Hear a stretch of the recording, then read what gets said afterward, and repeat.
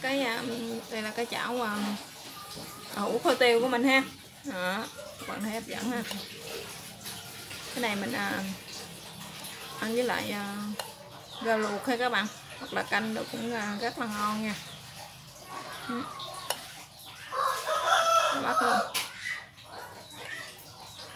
Những cái miếng tàu thì nó đã thấm gia vị rồi ha. Mình kho cái món này thì làm rất là mau gọn lẹ nha các bạn. Tiện gì nữa. Và các bạn muốn biết mình làm như thế nào thì mời tất cả các bạn sẽ vào bếp làm cùng mình nha.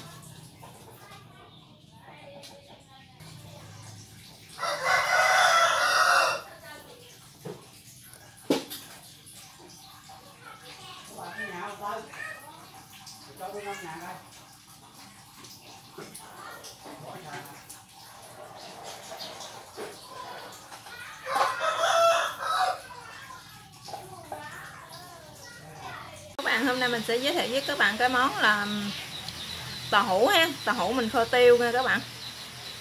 Trước tiên thì mình sẽ có 2 miếng tàu hũ ha. Các bạn có thể mua tàu hũ này, có thể mua tàu hũ chiên sẵn ha, hoặc là tàu hũ trắng nha các bạn. Mình mua 2 miếng tàu hũ chiên nè ha. Thì gia vị đi kèm thì mình sẽ có là nước tương ha, nước mắm chai, tiêu, hạt nêm chai và đường nha các bạn, với lại một ít hành. Thì các bạn nào mà ăn chay á, không có dùng hành được, không có ăn hành được thì các bạn có thể dùng bơ rô ha, hành bơ rô á. Còn mình thì mình không có dùng hành bơ rô mà mình dùng hành thường của mình nha. Rồi giờ mời tất cả các bạn sẽ vô bếp làm cùng mình nha. Rồi bây giờ mình sẽ cắt những cái miếng tàu hũ ra nó vuông vức như thế này nè các bạn. Các bạn có thể cắt cho nó miếng vuông như thế này ha, vuông, hoặc là các bạn có thể cắt cái miếng lớn hơn ha.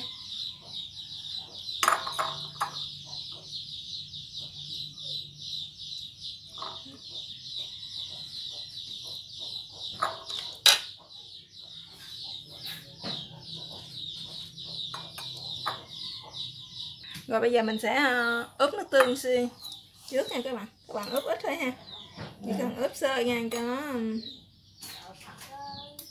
thấm vào đây thôi ha. Mình chỉ ướp xương thôi nha các bạn, rồi mình sẽ đem chiên lại ha. Rồi giờ mình sẽ bắt cái chảo lên, mình chế dầu vô mình chiên nha các bạn.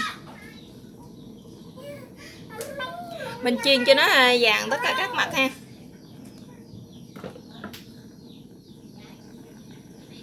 Rồi bây giờ dầu nó sôi vậy nè các bạn, dầu nó nóng rồi ha, mình sẽ để cho mình chiên ha.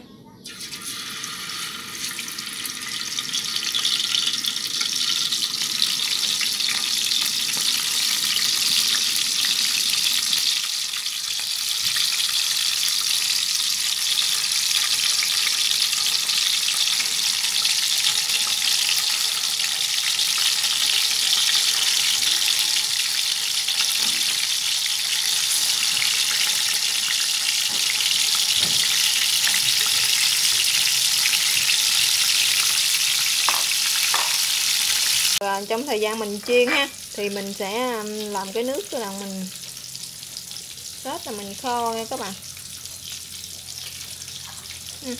Tiên mình sẽ cho vào đây nửa muỗng hạt nêm ha,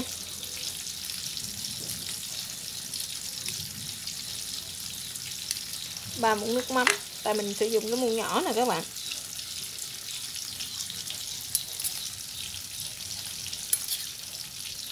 Ba muỗng nước tương luôn nha các bạn.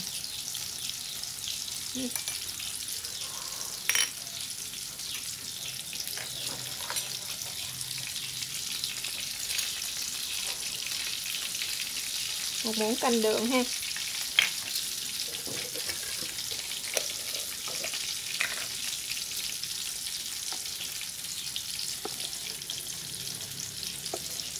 Lại một ít nước màu nha các bạn.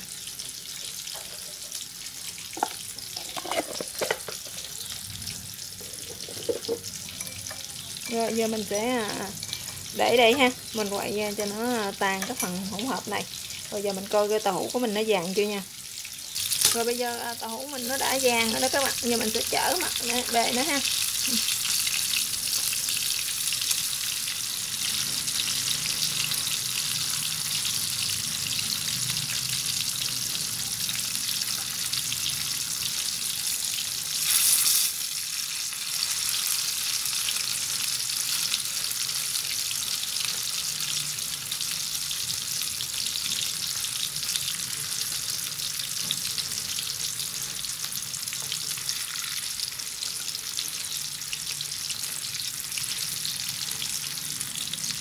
đã chiên vàng rồi đó các bạn. Bây giờ mình đã cho nó ra một cái chảo khác rồi ha.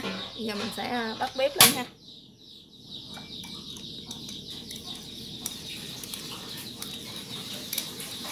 Bây giờ mình sẽ cho cái phần cái nước tương mình ướp hồi nãy nè các bạn, còn ha, mình sẽ cho nó vô đây luôn.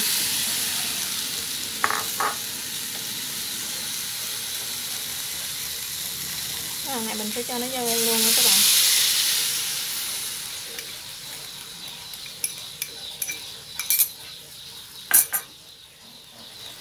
Rồi giờ mình cũng sẽ cho vào đây một ít nước nữa ha. Mà các bạn kho các bạn để lửa lớn nha.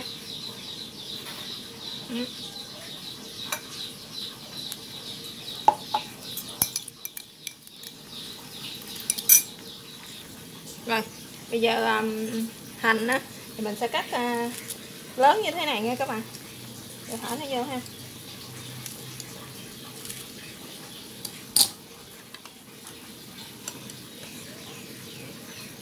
Còn các bạn thắc mắc là nãy giờ mình chưa để tiêu phải không? Một chút xíu nữa mình sẽ để tiêu vô. Tại vì mình kho tiêu mà nha.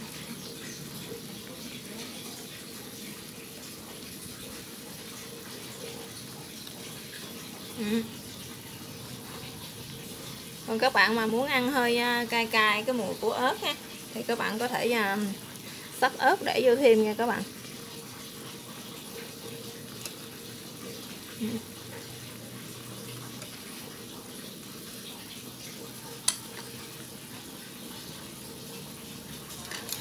Rồi bây giờ mình sẽ cho tiêu nè, mình gửi vào đây một ít thôi nha.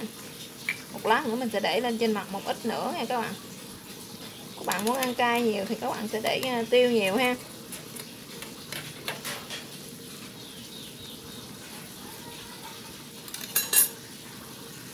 Bạn chừa một ít nước ha.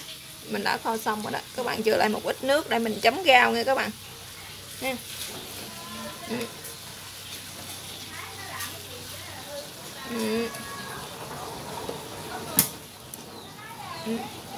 Rồi bây giờ cái mình sẽ còn ở đây là một ít tiêu nè các bạn, mình sẽ rắc lên thêm ha.